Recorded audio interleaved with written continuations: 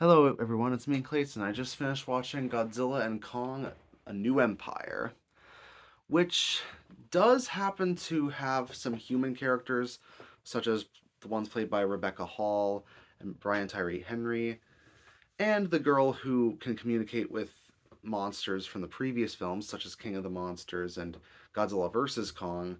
But thankfully, with this new film, Warner Brothers decided to take the smart route of focusing mainly on the kaiju that are the main attraction here. To the point where there are several sequences of the film where there's no dialogue between human characters at all. It's a kind of an ambitious setup to be sure, but it leads into a story that's definitely the bombastic action film setup that you'd want, even if some parts of it can be really silly. Sort of like the Godzilla and King Kong films of old. Let's get to the story, shall we?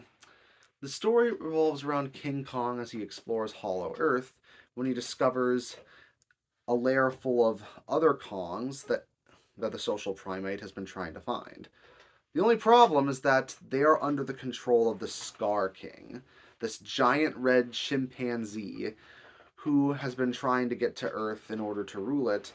And since he's able to control a monster named Shimo who can cover the entire planet in ice, he's planning on using her power to basically create another ice age so he can rule the entire Earth. So King Kong has to work alongside Godzilla, who has been consuming various radioactive energy sources to become more powerful. And both the King of the Kaiju and the Apex Great Ape have to work together to save humanity from the Scar King. That's all I'll say about the story.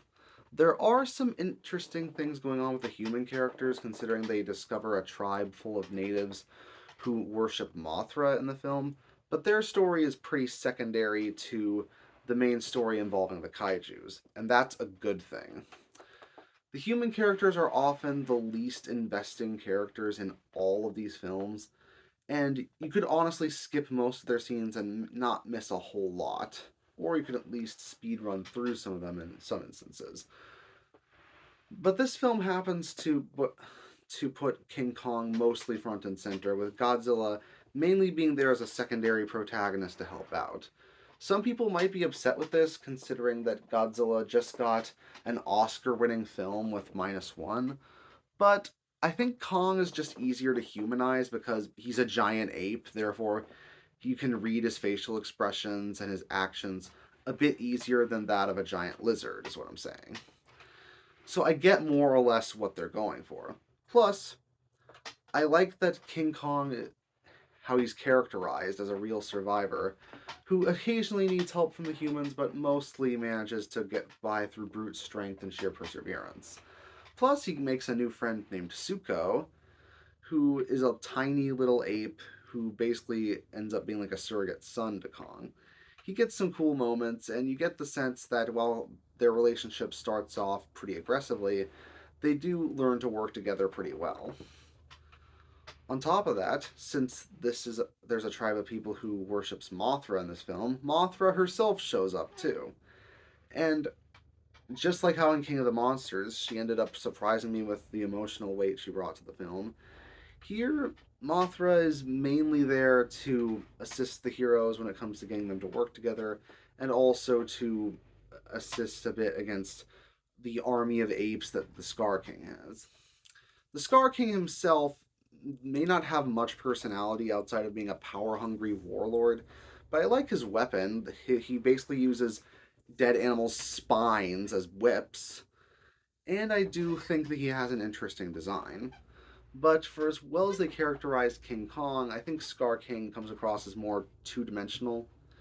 And and Shimo happens to come across even less so, even though it she's basically a mind controlled ice monster.